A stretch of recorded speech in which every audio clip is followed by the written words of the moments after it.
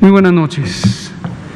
Son las 19:01 del martes 27 de octubre de 2020. Estamos en el Palacio Nacional de México, en la Ciudad de México, y vamos a iniciar la conferencia de prensa diaria sobre COVID-19, la pandemia causada por el coronavirus SARS-CoV-2. Desde hace varias semanas nos gusta iniciar con el cubrebocas puesto para recordarle a la población la importancia del cubrebocas como una medida auxiliar en la prevención, en la medida en que sirve para disminuir la salida de los virus o las partículas líquidas que llevan los virus desde una persona infectada, que podría o no estar consciente de que está infectada en la medida en que puede o no tener síntomas. Entonces es muy importante el cubrebocas, además de las medidas de sana distancia, mantener el distanciamiento físico, lavarnos las manos continuamente y si tenemos síntomas, quedarnos en casa, excepto que se trate de una persona de 60 o más años de edad con enfermedades crónicas, también cualquiera de las dos cosas, que necesita ir al hospital lo más pronto posible para ser evaluada, ya que tiene un riesgo mayor de complicarse. Este recordatorio lo hacemos periódicamente, pero esa es la razón por la que iniciamos la conferencia con el cubrebocas puesto. Después ya nos lo quitamos en la medida en que estamos a sana distancia y la conservamos entre nosotros, y vamos a iniciar. Hoy tenemos el informe técnico diario y el informe especial sobre la situación en Chihuahua, en particular el operativo federal de apoyo al estado de Chihuahua.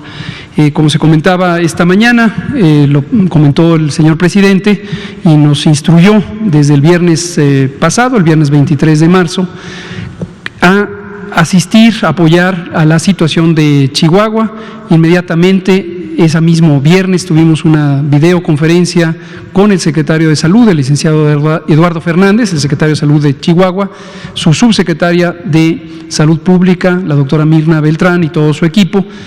Identificamos conjuntamente con las autoridades sanitarias de Chihuahua las necesidades y de manera inmediata todas las instituciones del sector, las instituciones federales, nos dimos a la tarea de apoyarles. A lo largo del fin de semana ha habido ya progresos importantes en la respuesta y estamos satisfechos del nivel de comunicación tan fluido que tenemos con el gobernador de Chihuahua, el licenciado Javier Corral, y todo su equipo para juntos apoyar a la población, en este caso del estado de Chihuahua, misma cosa que haremos para cualquier entidad federativa que requiera apoyo federal.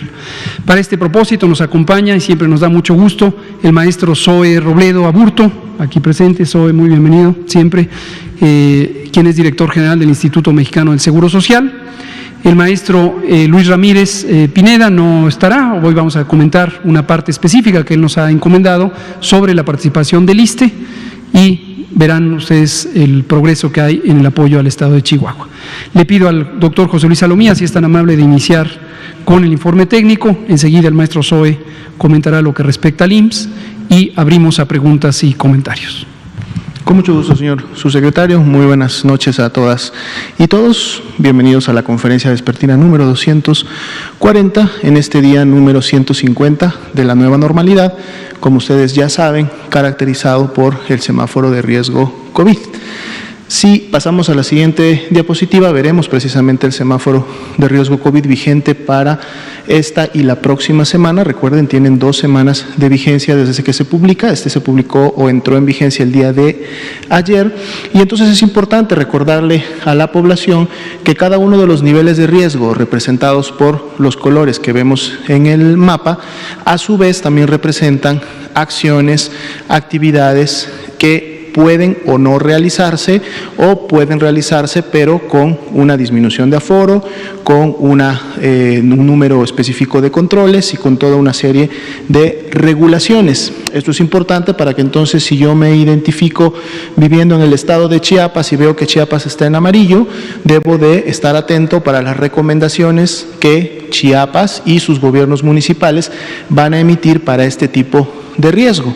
Si yo estoy en Chiapas y por asuntos de trabajo esencial, por ejemplo, tengo que movilizarme a alguno de los otros estados y estos están en naranja o en rojo, entonces tengo que tener consciente que al lugar al que voy, si tiene un riesgo mayor, pues habrá más restricciones en relación a las actividades en el espacio público y aquellas actividades que en su momento congregan personas. Entonces es importante siempre estar atentos de las instrucciones que se dan en función de lo que se puede realizar en cada uno de los niveles de riesgo.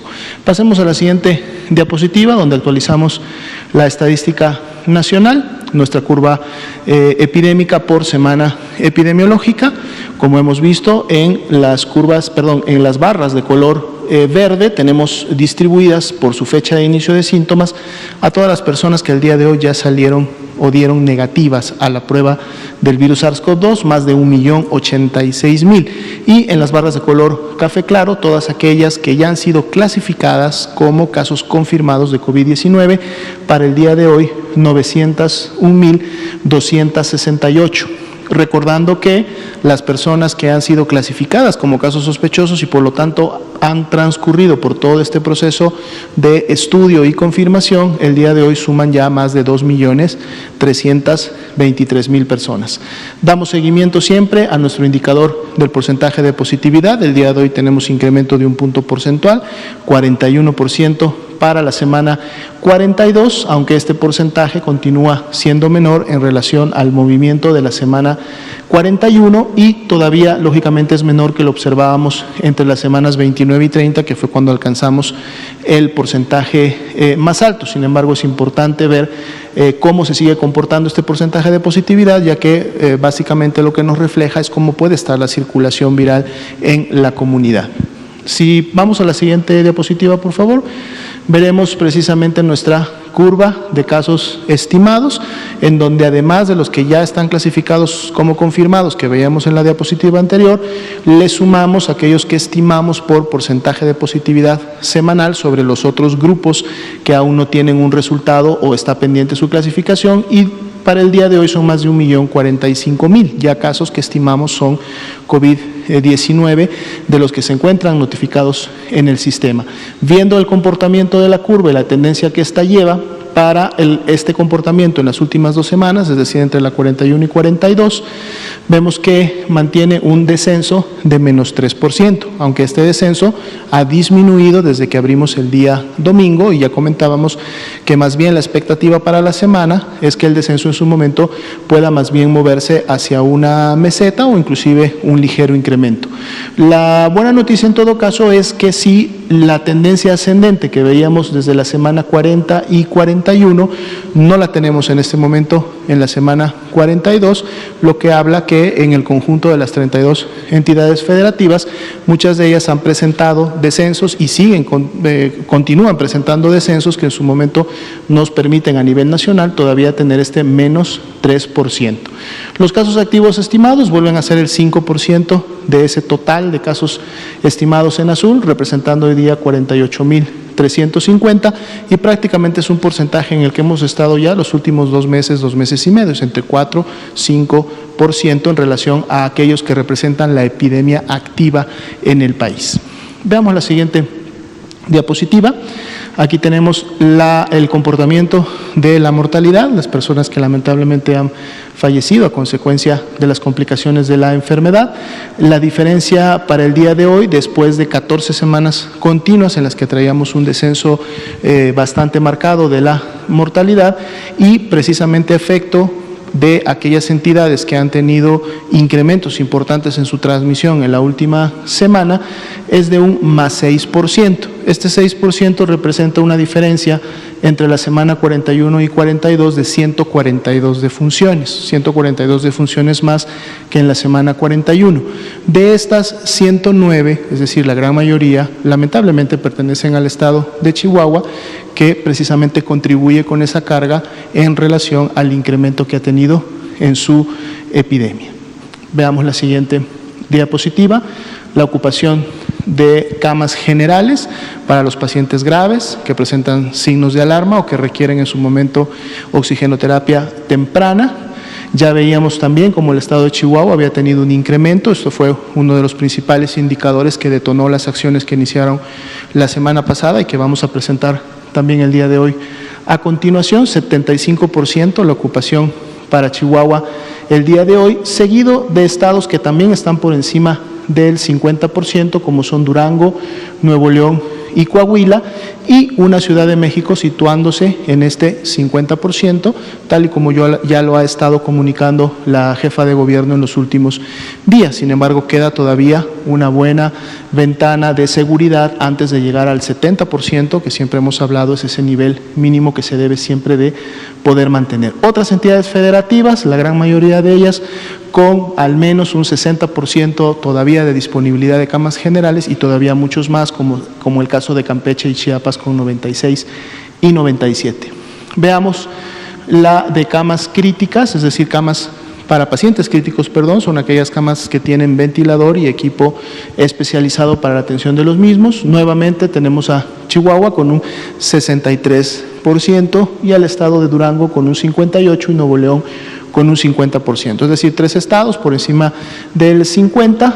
Después, todas las demás entidades menos de ese 50% de ocupación, disponibilidades tan altas como por encima del 80%, en prácticamente el 60% de las entidades en todo el país. La media nacional de ocupación de estas camas, 26% para el corte de ayer a la medianoche. Bien, vamos a pasar entonces ahora al informe del operativo de respuesta federal, en este caso enfocado al estado de Chihuahua, que como hemos visto en los indicadores y además en otros indicadores que se monitorean de manera diaria en las 32 entidades federativas, no solamente fue el primer estado en pasar a un semáforo de riesgo máximo rojo, regresar a este color, sino que además diversos indicadores nos mostraban problemática en, lógicamente, la situación de su epidemia. Como ya lo comentaba al principio el subsecretario de Salud, se llevó a cabo el 23 de octubre una reunión con las autoridades sanitarias del estado de Chihuahua. Participaron direcciones generales que tienen que ver con el tema de la respuesta, vigilancia epidemiológica, Senaprese, promoción de la salud, y por parte del gobierno estatal participó su secretario de salud, su subsecretaria de salud y todo su equipo técnico, sobre todo aquel que tiene que ver con la atención médica. De esta reunión se identificaron, esto fue el viernes en la tarde, 4 necesidades que el mismo estado expresó y sobre las cuales solicitó el apoyo federal. La primera de ellas tenía que ver precisamente con lo que veíamos viendo que era un incremento importante, la ocupación hospitalaria, por lo tanto mejorar e incrementar su capacidad de hospitalización, sobre todo en el componente de pacientes críticos, es decir, aquellos que necesitan un ventilador mecánico y además equipo especializado para su atención. Por lo mismo, el punto 2 es ese personal especializado, son los insumos y es el equipamiento que en su momento se requiere para poder llevar a cabo esta reconversión y expansión. Pruebas de laboratorio para la confirmación de casos, lógicamente cuando hay un incremento, cuando hay un sobre todo acelerado como lo vimos en el estado de Chihuahua, pues la demanda diagnóstica se incrementa de la mano y los insumos tienden a acabarse antes de lo que habían sido programados y era una necesidad también. Aseguramiento de personal que en su momento había sido contratado para funciones específicas ya desde que inició la pandemia, la solicitud de poder continuar con la operación de este personal. Si vemos la siguiente diapositiva, vienen precisamente las acciones que se tomaron y en su momento se alinearon como respuesta a estas necesidades que el Estado planteó. Esa misma noche, el viernes por la noche, ya el Centro de Operación para Contingencias activó su protocolo para enviar a la brevedad posible un hospital móvil, precisamente con 20 camas con ventilador para pacientes críticos, que era una de las principales necesidades que el Estado requirió.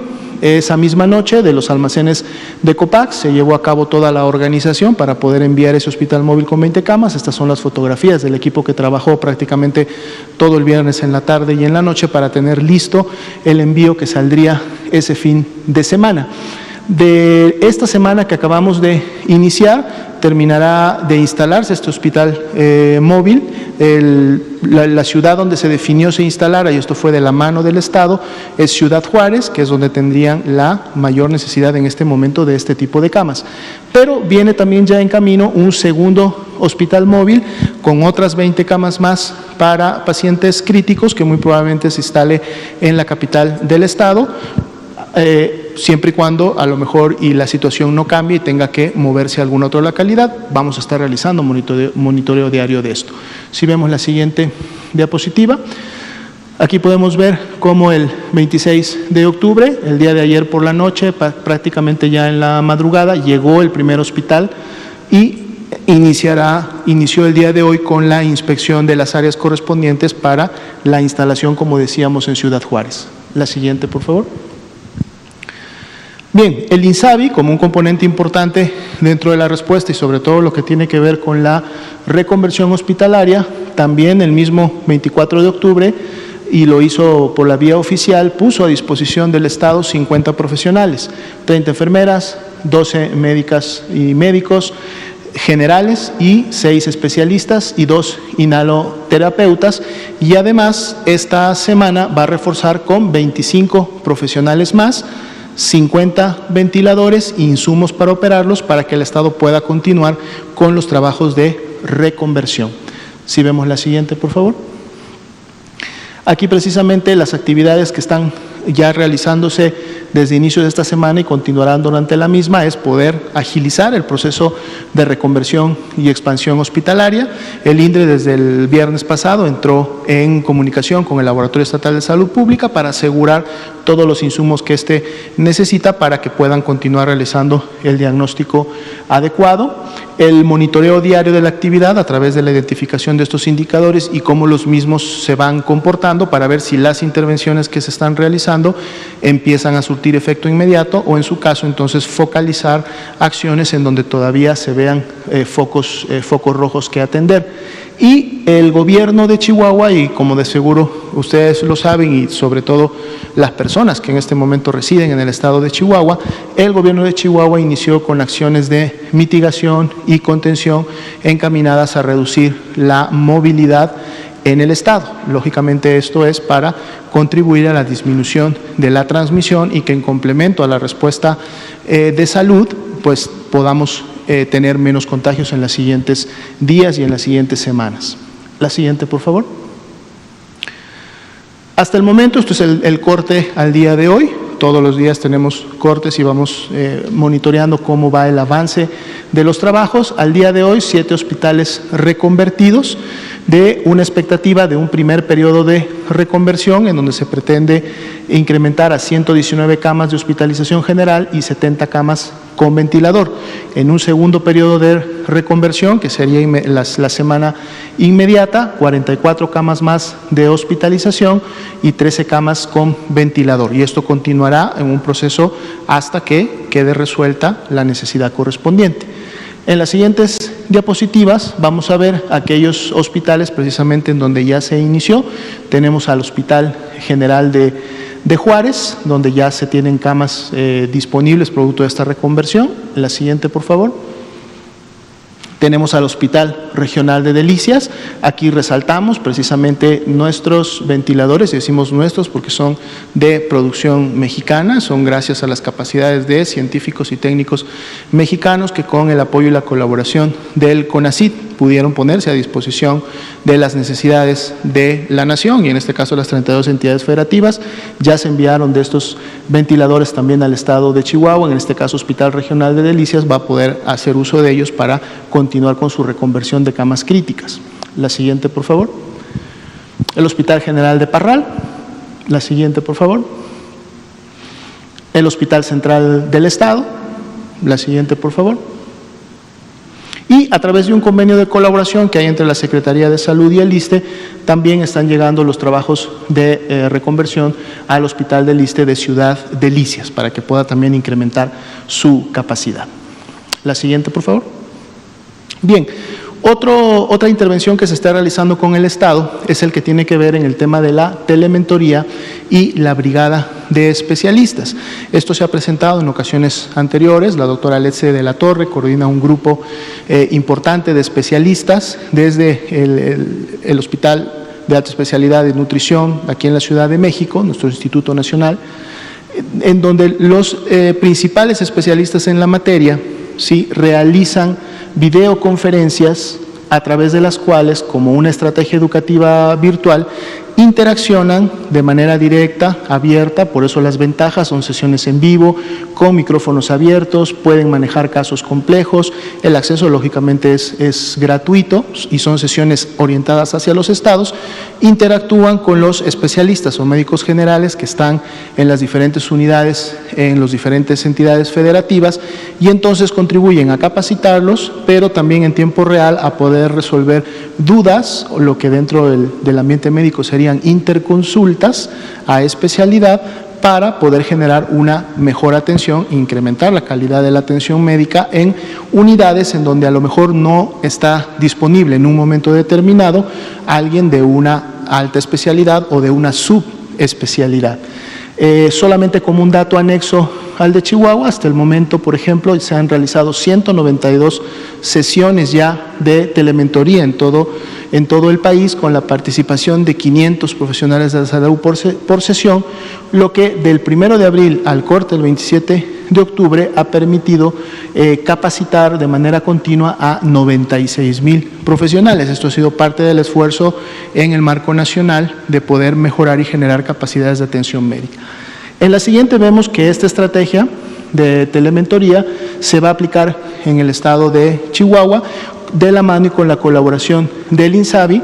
Los equipos de especialistas bajan a la entidad federativa, tienen primero reuniones presenciales y de revisión de capacidades con los profesionales en los principales hospitales del estado, y luego cuando regresan aquí a Ciudad de México inicia precisamente la telementoría a través de los diferentes sistemas de videoconferencia, en donde están revisando cómo se está llevando a cabo la atención y están atendiendo las interconsultas de especialidad y subespecialidad que en su momento el mismo estado empieza a generar.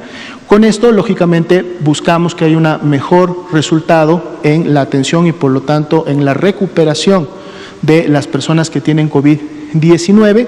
Es una intervención muy importante porque eleva la calidad de la atención, sobre todo de los pacientes críticos que requieren de esta valoración subespecializada, y mejora también las estrategias de control y prevención de infecciones que normalmente pueden darse en un ambiente hospitalario, sobre todo cuando hay un incremento en la demanda de atención o en la ocupación de los pacientes. Y finalmente, en la última diapositiva, que sería la siguiente, también mencionamos la estrategia de atención primaria a la salud que se ha definido en COVID, que ya tiene prácticamente 1 mes y medio, va caminando para los 2 meses que se acordó con las 32 entidades federativas aplicar. Chihuahua no es la excepción.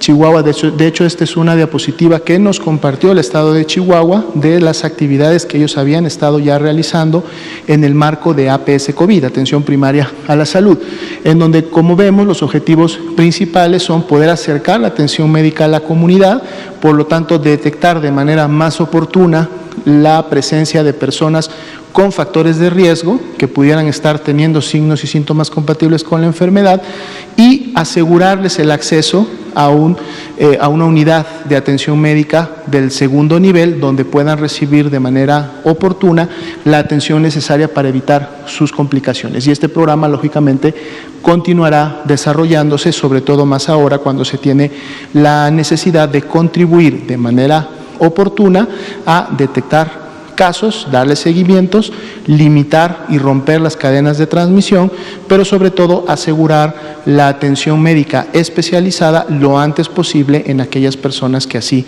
lo requieren. Muchas gracias. Gracias, doctor José Luis Alomía. Maestro Zoe Robledo, si es tan amable.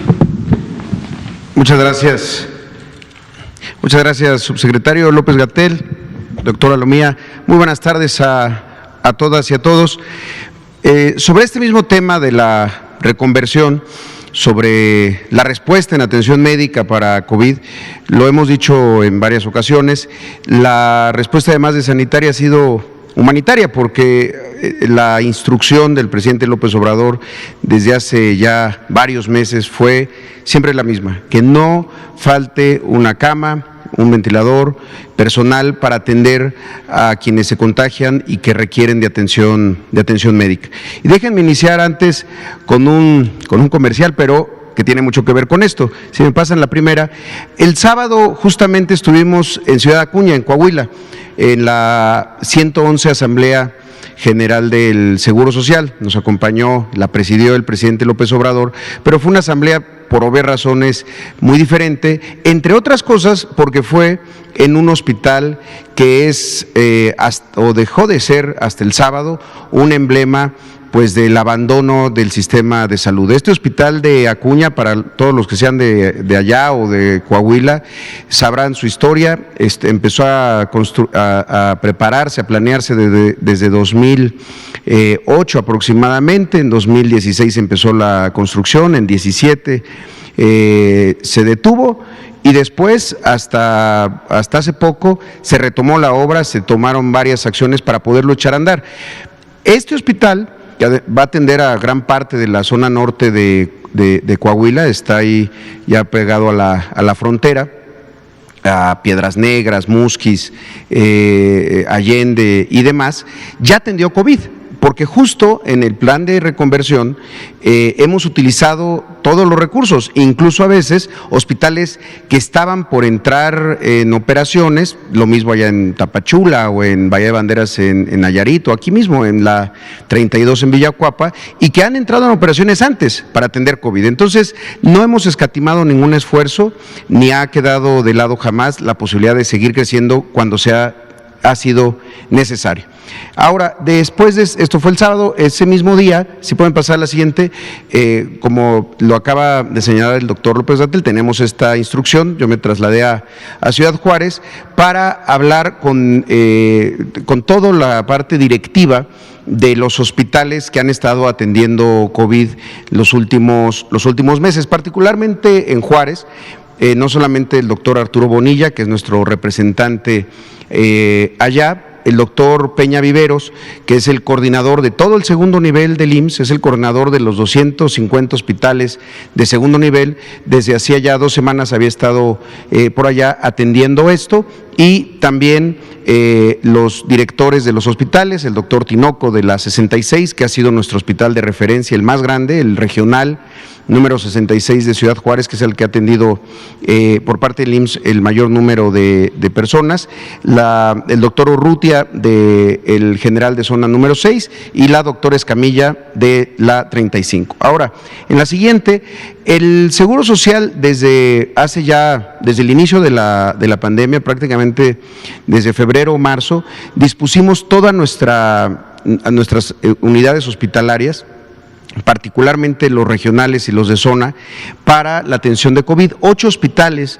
han estado dispuestos para la atención de COVID en Chihuahua. Esta es su distribución. De estos 8 hospitales, 6 es el regional 66 de Ciudad Juárez y el de subzona de Delicias, han estado atendiendo exclusivamente COVID. Los otros han sido híbridos, porque ustedes lo saben, pues también hemos estado dando atención en otros servicios. Este es el total de camas, 1,301 camas sensables en todo el estado, y para atender COVID se han destinado 632. Ahora, quiero comentarles un poco cómo ha sido esa reconversión, porque también esto lo vamos haciendo siempre de manera coordinada con todo el sector, a partir de lo que se van viendo todos los días y en las reuniones que tenemos con el doctor Alcocer, con el doctor López Gatell, con todo el equipo, para ir viendo incrementos en los contagios, las tasas de positividad y desde luego lo que vamos viendo nosotros directamente en los hospitales. Si pueden pasar a la siguiente, por favor. En Chihuahua, quisiera nada más para dimensionar lo que se ha hecho por parte del IMSS como parte de la estrategia del gobierno federal. De los 18,377 trabajadores que tenemos de la salud en este estado, 1,250 están desde marzo en resguardo domiciliario, porque forman parte de algún grupo vulnerable, y ese también ha sido una de nuestros objetivos, proteger al personal.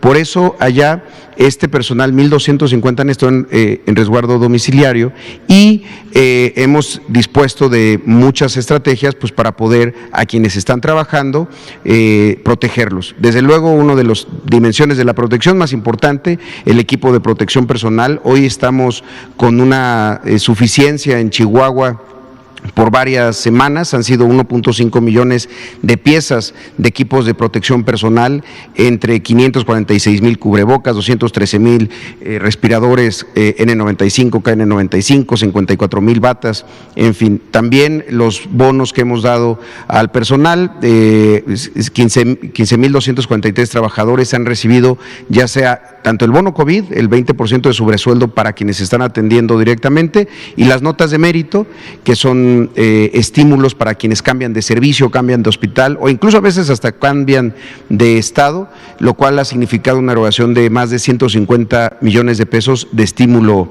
económico, además de 1,309 nuevas contrataciones para cubrir al personal que está en resguardo, pero también para cubrir todas las plantillas en los 5 turnos, matutino, vespertino, los 2 de la noche más la jornada acumulada del fin de semana, y también para atender en algunos hospitales de expansión que hemos echado a andar. Esta es más o menos la distribución del personal: 552 de personal de enfermería, 177 médicos, 112 médicos generales y 62 especialistas, entre otras categorías que se han contratado. En la siguiente, a partir de esta instrucción y de lo que empezamos a hacer y cómo se veía lo que ya se ha mostrado aquí, estos son los mismos datos, nada más que vistos para el Seguro Social, tanto de casos sospechosos, confirmados, y el índice de positividad, así como en la siguiente, las hospitalizaciones. ¿Se pueden pasar a la siguiente? Esto es lo que estábamos viendo. El porcentaje de ocupación efectivamente empezó a subir de manera importante, y hasta hace apenas una semana pues llegamos a tener, sobre todo por un par de hospitales que llegaron a tener números muy altos, a 83% de ocupación. Esto ya no es así, y ahorita quisiera explicarles rápidamente por qué. Si pasan la siguiente. Esto es lo que hemos estado trabajando, es decir, ¿cómo empezamos en Chihuahua del total de camas? Y con lo que había sido suficiente para que no tuviéramos ningún pico ni ningún problema de saturación. Teníamos en total de las 1,301 camas, y en particular de las 1,205 camas de estos 6 hospitales, que son los más grandes, habíamos dispuesto de 449 camas para atender COVID. En el momento en el que empezaron a incrementarse, obviamente, los contagios y después las hospitalizaciones, tenemos una meta para llegar a 789. Al día de hoy ya llevamos 696, es decir, ya crecimos 247 camas más. Esas 247 camas ya están habilitadas, ya están el día de hoy operando. Necesitamos crecer 93 camas más para llegar a las 789. Es decir, vamos a crecer en estos próximos 30 días 340 camas adicionales. Esto es un incremento del 75%. Como les decía, ya logramos un avance del 55% con estas camas. Ahora, muchas de las estrategias, y es importante que se conozca, se busca que los hospitales que tienen mayor ocupación empiecen a liberar un poco. Hemos hecho muchísimas estrategias. Una de ellas ha sido los hospitales de convalecientes, que es los pacientes que ya se van recuperando, que tienen buenos pronósticos y que incluso ya están en lo que se conoce como la prealta, pues entonces se van a un hospital de convalecientes a los últimos días, pero eso libera espacios en terapias intensivas y sobre todo en la hospitalización. También hemos echado a andar en algunos otros estados, y aquí no va a ser la excepción, el uso de instalaciones del Seguro Social no hospitalarias. Un ejemplo, los centros de seguridad social, seguramente muchos los conocen, donde hay talleres, donde hay clases, cursos y demás, que en este momento no estamos dando ese servicio. En San Luis Potosí, en particular en Ciudad Valles, utilizamos uno de ellos para la atención no COVID, es decir, para hospitalizar a pacientes de otros padecimientos o de otros servicios. En el caso de Chihuahua, de medicina interna; en el caso de Ciudad Juárez, de cirugía. Estos dos los estamos habilitando. También hay un convenio que durante muchos meses nos sirvió con hospitales privados para atención de cosas de áreas no COVID. Aquí todavía tenemos alguna suficiencia de lo que se le autorizó a la representación y estamos buscando que use lo que sea necesario, sobre todo porque ahorita se los quiero enseñar uno de los hospitales, el ginecopediatría, el número 15, que tiene 88 camas, ese no ha visto casos COVID, y aquí vamos a ver si es necesario en algún escenario utilizarlo, y entonces tendríamos que utilizar nuevamente el convenio con los hospitales privados. Y también en la atención hospitalaria, en las unidades médicas de atención ambulatoria, vamos a utilizarlas para ciertas hospitalizaciones, aunque no sean ambulatorias, para que podamos seguir liberando. Como lo ven, es un esfuerzo muy grande. A veces hablamos solamente de la cama, pero pues la cama requiere de personal, de equipo de protección personal, de los medicamentos, en fin, o sea, son para las sedaciones y demás. Entonces son esfuerzos grandes y que además involucran a otras áreas que no necesariamente se pensaba que iban a estar atendiendo cosas, aunque sea indirectamente, pero que tienen que ver con el COVID. En la siguiente y última, esta es la tabla de los 6 hospitales y cómo vamos hasta este momento. Entonces, como les comentaba, en las camas sensibles totales del Hospital Regional número 1 de Chihuahua, estas 293, habíamos estado utilizando 119 camas. Al día de hoy ya tenemos 196. En ese ya crecimos 76 camas más. En el el regional 66 de Juárez, que es como les decía, es el más grande, de sus 236 camas totales, habíamos dispuesto 188 hasta hace algunos días, hoy ya creció en 21 camas más, ya estamos en 209. Ahí sí nos faltan 24 más para las próximas 2 semanas. En la 35 de Ciudad Juárez, que es uno de los hospitales que no era híbrido, pero había atendido menos COVID. En ese teníamos de las 220 camas solamente 24, pero al día de hoy ya incorporamos 74 camas más para llegar a estas 98, es lo que ya tenemos el día de hoy, ya nada más nos faltan 29 más. Ahí quiero hacerle un agradecimiento a la directora de ese hospital porque ha sido extraordinariamente eficiente en este proceso de reconversión. Y en el 6 también de Ciudad Juárez, de sus 222 camas totales, estábamos utilizando 110 para COVID y ahora, vamos a llegar a 110, teníamos solamente 46 ahí, ahora vamos a llegar a 110, es decir, ya incrementamos ahí 64 camas adicionales y ya nada más, ya no nos falta nada, ya estamos en las 110, pero sí quería decirles, pasamos de 46 a estas 110 con 64 camas adicionales. El de Delicias también, 128 camas tiene el hospital, habíamos estado utilizando 35, sumamos 5 más para llegar a estas 40, aún nos faltan 11, y en el de Cuauhtémoc, de las 68 camas totales que tiene, estábamos utilizando 22, incrementamos 6 más y creemos que con eso vamos a tener. Y el anexo hospitalario de las 66, estos hospitales que también hemos traído a esta conferencia, son estos hospitales temporales, pero que se nos van a quedar también, ya son patrimonio del Seguro Social, se quedan para después de la pandemia, son de 38 camas, aquí estábamos utilizando solamente 15 por este modelo de convalecientes que les comentaba, vamos a utilizarlo todo, nos faltan 23 camas para utilizar las 38 de manera plena para COVID. De esta manera es como ya estamos en las 696 camas, en el momento que sumemos las 93 que nos faltan, llegaremos a 789 camas totales en Chihuahua. Esto significará que en ese momento, en las próximas 2 semanas, tendremos reconvertido el 60.6% de todo la capacidad que tiene el Seguro Social. Y de esta manera por eso es que ha bajado para nosotros la hospitalización, no tanto porque haya bajado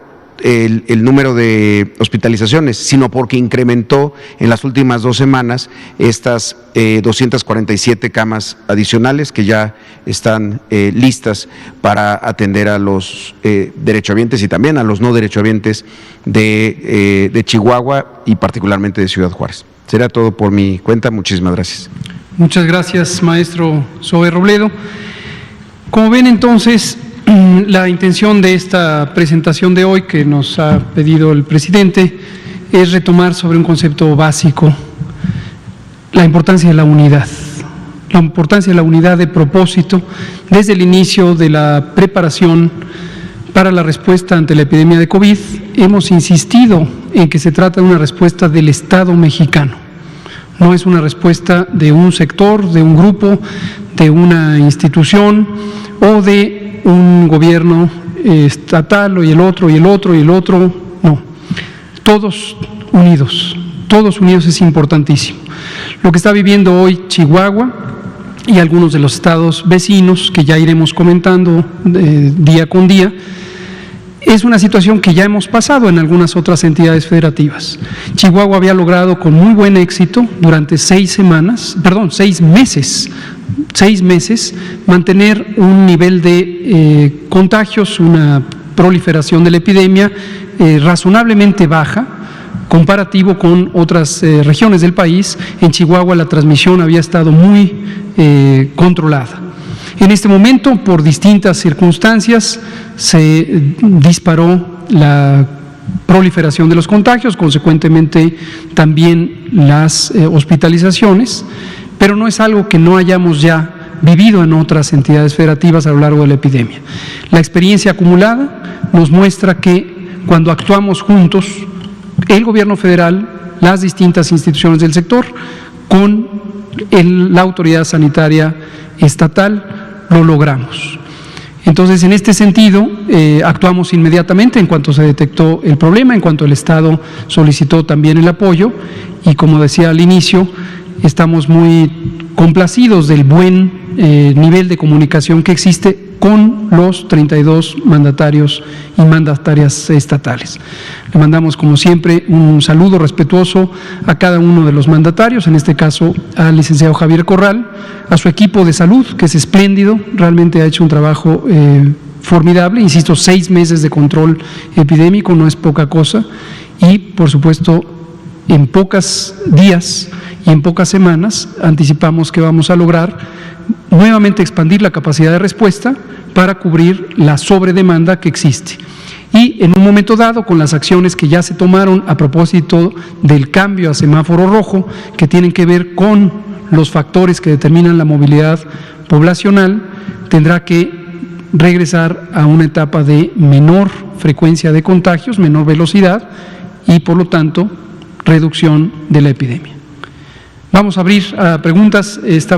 Por favor, que no maestro. Quiero dejarlo pasar, discúlpenme, pero agradecer muchísimo, como lo ha dicho el doctor López-Gatell, esto es un trabajo en equipo de manera permanente, y una parte que olvidé mencionar es el INSABI nos ha habilitado, nos ha proporcionado 60 de estos ventiladores que ya comentaba el doctor Alomía, de nuestros ventiladores, lo dice muy bien porque efectivamente son de manufactura orgullosamente mexicana, con la participación y la guía de CONACYT. Estos 60 ventiladores ya están en el Seguro Social, y además un proceso de capacitación por parte del propio CONACYT, pues como el fabricante, y eso nos ha servido también mucho para estar listos por si se incrementa también la parte de cuidados intensivos. Gracias por señalarlo, maestro Zoe. Vamos a empezar con Liliana Noble, nos seguimos con usted y luego nos vamos por acá, empezamos con la compañera allá atrás. Gracias, buenas noches. Liliana Noble, de Pulso Saludable. Doctor Gatell, quisiera saber si una persona que ya tuvo COVID y si no está dentro del grupo de riesgo, ¿debería vacunarse para la influenza, o sea, un niño o un adulto sin tener alguna enfermedad de base? Y para el maestro Zoe Robledo, quisiera saber si esta estrategia la planean realizar en algunos otros estados que pudieran estar en riesgo de estar en rojo de nuevo. Gracias. Muchas gracias por la pregunta. Esta pregunta seguro se la han hecho varias de las ciudadanas y ciudadanos. ¿Qué pasa si tuve COVID, pertenezco a los grupos de riesgo, pensemos primero en este escenario, y estoy en la oportunidad de vacunarme contra la influenza? Hasta el momento no se conoce que el antecedente de haber padecido COVID represente una contraindicación, es decir, una razón para no aplicar la vacuna contra la influenza. Es decir, sí, definitivamente se recomienda a todas las personas en los grupos de riesgo de influenza, personas de 60 y más años de edad, personas con enfermedades crónicas, embarazadas y niños menores de 5 años que se vacunen contra la influenza, independientemente de que hayan tenido o no COVID o alguna otra enfermedad respiratoria. Gracias. Quien no está en un grupo de riesgo no tiene indicación para vacunarse contra la influenza, independientemente de que le haya dado COVID. Gracias. Maestro. Y sí, la respuesta es sí, sí estamos haciendo análisis en todos los estados en donde haya subido un poco más del 50% y a partir de eso nos movilizamos. De hecho, hace ya 2 semanas y la semana anterior, el miércoles, hicieron nuevamente una visita 3 médicos muy destacados del cuerpo médico del Seguro Social, el doctor Peña Viveros, que estuvo en Chihuahua, el doctor Arismendi, el doctor Juan Manuel Lira, y el doctor Cervantes. Estuvieron también en Nuevo León, en Durango, en Querétaro y próximamente también van a estar en Zacatecas. Y con todo gusto, en una otra oportunidad podemos traer cómo es el plan en cada uno de estos estados. Gracias, maestro Zoe. Por favor. Gracias, doctor Gatell, funcionarios, el público que se escucha. Doctor, le voy a hacer 3 cuestionamientos. Una es, ustedes viajan en avión y también la gente que ha tenido la oportunidad de viajar en avión. En los mostradores, obviamente, se guarda la sana distancia para registrarnos y demás. Sin embargo, cuando se aborda el avión, pues yo no veo ninguna sana distancia. ¿Quién está vigilando a las líneas aéreas? Le digo por qué, porque en días recientes yo iba a viajar a la ciudad de Nueva York por el programa de Marco Migrante para tener contacto con los migrantes. Sin embargo, la línea Delta Airlines pidió la prueba de COVID, pero además me estaba pidiendo confinarme 14 días en casa, allá en Nueva York, o en un hotel. Entonces, quisiera saber qué está haciendo el gobierno mexicano, sobre todo las autoridades sanitarias. ¿Quién está vigilando esas líneas aéreas? Porque en los cines hay una hilera que se ocupa, en la siguiente está vacía y aún así hay una distancia considerable para no contagiarse entre COVID. Usted ha dicho que el cubrebocas pues no es confiable como para evitar que se contagie uno. Entonces, ese es el primer planteamiento. Muchas gracias. Aprovecho que dice que dije lo que no dije para aclararlo. Yo no he dicho que el cubrebocas no sea confiable. Lo que he especificado innumerables ocasiones desde marzo es para qué sí sirve el cubrebocas y para qué debemos tener claridad que no sirve el cubrebocas. El cubrebocas es una barrera física para evitar que salgan las partículas líquidas, gotas, gotículas y aerosoles de la vía respiratoria, nariz y boca, de una persona que esté enferma y pueda con ello propagar los virus. Hasta ahí, bien, el cubrebocas ayuda a que no se contagie a los demás. Punto y aparte, si creemos que el cubrebocas es una barrera para protegerme a mí mismo porque lo estoy portando, no. Esa es una falsa expectativa y estamos obligados a dejarle en claro a la población que no se confíe de que porque trae cubrebocas va a estar protegido. Entonces, no digo que no sirva, lo que digo es sirve para lo que sirve y no sirve para lo que desafortunadamente no sirve. Y la razón por la que lo aclaramos es porque es natural que la expectativa, quizá convencional, de las personas es la autoprotección. Generalmente pensamos de manera más egoísta y quizá, tristemente, hay una menor propensión al altruismo. Y entonces uno piensa que uno se protege a sí mismo y se le ocurre que con esto está protegido. No. Pero gracias, porque cada uno de los que lo usemos le ayudamos a todos los demás. Sobre su pregunta de los aviones, me parece muy legítima. Hace unos pocos días me la hizo una familiar, exactamente en los mismos términos, y creo que es una pregunta muy adecuada que todo el mundo tiene que tener claro. Al interior de una aeronave no es factible guardar condiciones de sana distancia. ¿Por qué razón? Porque el propio fuselaje de la aeronave, la cabina, es muy pequeño, igual que puede ser un autobús o el metro o el metrobús. Entonces, hay muy poco espacio. Y a menos que se dispusiera un distanciamiento muy amplio, tendría sentido intentar restringir la cantidad de lugares ocupados.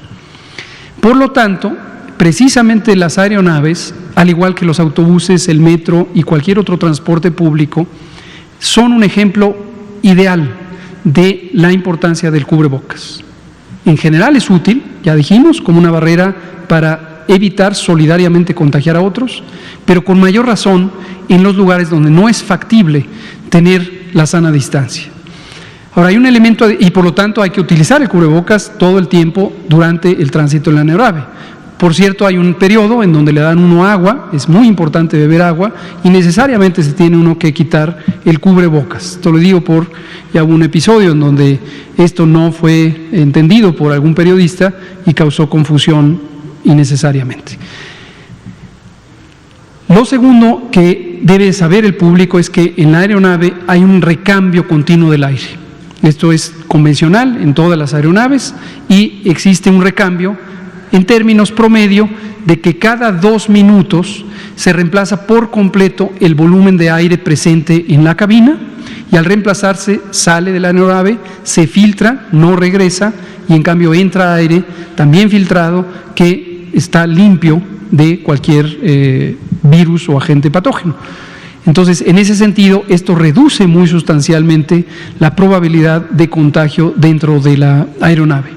Hay estudios que se han hecho respecto a otras enfermedades infecciosas muy parecidas a COVID, como la influenza, y se encuentra que el riesgo de contagio al interior de la aeronave durante el tránsito es muy sustancialmente menor a lo que uno podría suponer. Vamos a conseguir un par de artículos y presentamos el dato preciso para tranquilidad de la población. Ahora, finalmente, durante el abordaje y el descenso, es conveniente mantener las medidas de sana distancia convencionales que la Secretaría de Salud ha establecido para los distintos espacios de uso público y ahí sí puede haber un riesgo importante de contagio si no se cuida la sana distancia. Entonces, ese es el sitio quizá durante todo el proceso de viaje en aeroplano donde pudiera estar el riesgo más importante. Por favor. Perdón por no presentarme, Marco Antonio Olvera, de la revista Énfasis y del canal de YouTube Marco Olvera Oficial. Yo quisiera saber si la Secretaría de Salud tiene una vigilancia con respecto a los hospitales de los diferentes estados de la República, con respecto a la entrega de cadáveres de las personas que murieron por COVID. Se lo digo porque en algunos estados están entregando los cuerpos de personas que fallecieron por COVID. Ese no es el drama es que les hacen actos funerarios, que es muy respetado, porque obviamente nuestras tradiciones son milenarias con respecto a la muerte. Pero ese es un grado de infección abismal. Claro. ¿Quién está regulando la entrega de los cuerpos de personas que fallecieron por COVID en algunos estados de la República? Le voy a poner un ejemplo, Hidalgo. ¿Quién lo está regulando? Porque usted lo sabe, es tener un cuerpo que haya, una persona que haya fallecido por COVID, pues es un alto riesgo para los que están ahí.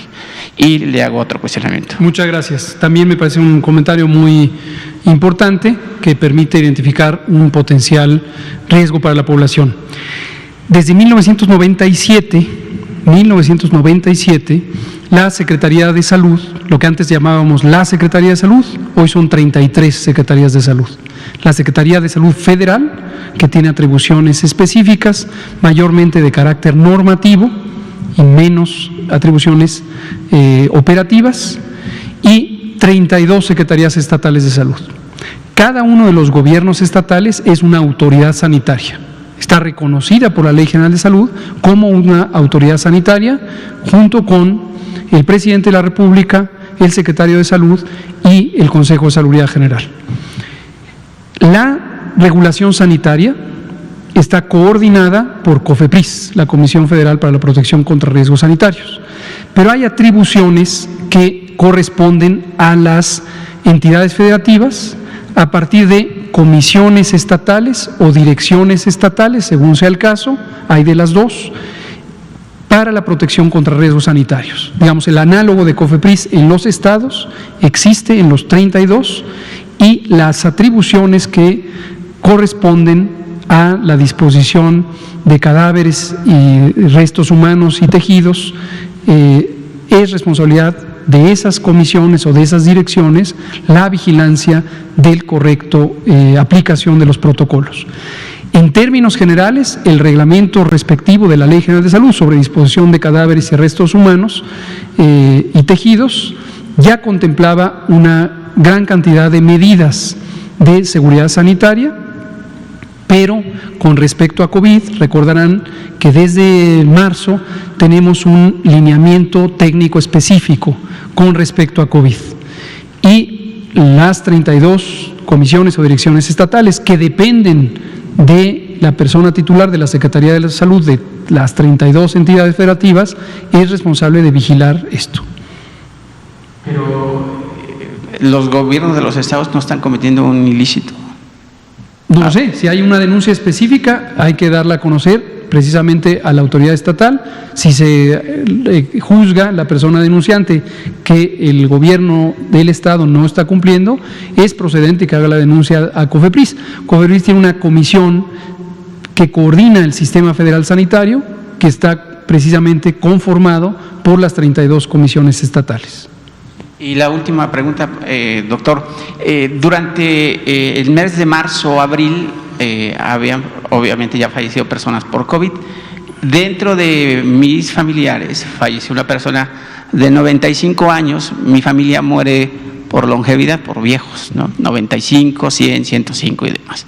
Sin embargo, las autoridades sanitarias les pidieron a los familiares que les entregaban 5,000 pesos y aparte de los gastos funerarios a cambio de que pusieran en el acta de defunción que había muerto por COVID. ¿Cuál es la vigilancia que ustedes como autoridades están checando ese tema? Porque digo, el hecho de que se ponga en un acta de defunción que murió por una causa y no murió por otra, en primera instancia aumenta el número de muertos por COVID y no por la muerte que haya sucedido en la persona. Le agradezco este comentario también, lamento que haya fallecido su familiar. Durante algún tiempo, justamente en esos meses, abril y mayo, vimos emerger, junto con algunos señalamientos no fundamentados, como lo probamos aquí por parte de algunos medios de comunicación, tanto nacionales como internacionales, había señalamientos de que al gobierno federal, al gobierno de México, le interesaba ocultar la realidad sobre la mortalidad. Hemos dado extensas muestras de que no tenemos intención de hacer eso, nos parece una perversidad completamente inaceptable. Tan solo el domingo próximo pasado vino aquí por cuarta ocasión el doctor Ruy López Ridaura a presentar el informe más reciente de lo que hacemos con un grupo de trabajo multiinstitucional en el que participa, entre otros, el INEGI, el RENAPO, que depende de la Secretaría de Gobernación, el Instituto Nacional de Salud Pública, la OPS y desde luego la propia Secretaría a través del SENAPRESE y la Dirección de Epidemiología sobre la estimación de mortalidad en exceso. Hemos explicado también repetidamente la diferencia de vigilancia de la mortalidad como un instrumento que nos permite guiar las acciones de salud pública, monitorear y evaluar la calidad de la atención durante la epidemia, y las distinguimos de estadísticas vitales que tienen otro tipo de procesamiento porque tienen otros ritmos que sean demasiado lentos con respecto a lo que se necesita para la vigilancia epidemiológica. Por tanto, es esperable que la cantidad de muy lamentables defunciones que se pueden sumar día con día difiera de lo que finalmente será la evaluación general de la mortalidad en México y en todo el mundo. Eso lo hemos explicado extensivamente. Nos llamó la atención que durante esos tiempos donde había estos señalamientos infundados, empezaron a emerger noticias de este tipo de comportamiento como lo que usted señala. Resulta que fue a la funeraria, le ofrecían dinero para registrarla como COVID o viceversa, le ofrecían dinero para registrarla como otra causa de muerte. Lo cierto es que hasta el momento no tenemos conocimiento de ninguna denuncia formal. Esto debería denunciarse ante el Ministerio Público local porque puede ser un acto constitutivo de delito. seguramente del fuero común, porque involucra la alteración de documentos oficiales. El certificado de defunción es un documento oficial. La persona certificante adquiere una responsabilidad legal de certificar la muerte y si lo hace con dolo, es decir, con intención de alterar el certificado y por lo tanto en su momento el acta de muerte, podría estar cometiendo un delito. Entonces no se trata de que alguien lo vigile. Si alguien identifica esto, exhortamos a que lo denuncie ante el Ministerio Público local de manera inmediata. Pero hasta el momento no tenemos conocimiento de ninguna denuncia formal en ese sentido, más allá de lo que se ha comentado en los medios de comunicación. Muchas gracias, Marco Antonio. Son las 20 horas con un minuto. Empezamos con usted mañana, si aquí tenemos el privilegio de tenerla aquí, y también con usted. ¿Con usted? Si quiere venir mañana, bienvenida. Muchas gracias. Sigamos atentos, la epidemia continúa. Habíamos acumulado 11 semanas, 12 de hecho, de descenso en el número de casos. Tenemos ahorita en 8 entidades de la República un aumento diario en el número de casos. Ya les hemos dicho cuáles son. Las medidas de precaución general son las mismas y hoy vuelvo a empezar con el cubrebocas como un auxiliar para prevenir la propagación de los virus. No sirve para protegernos, pero sirve para ayudar a los demás para protegerse. Por favor, utilícenlo. Muchas gracias.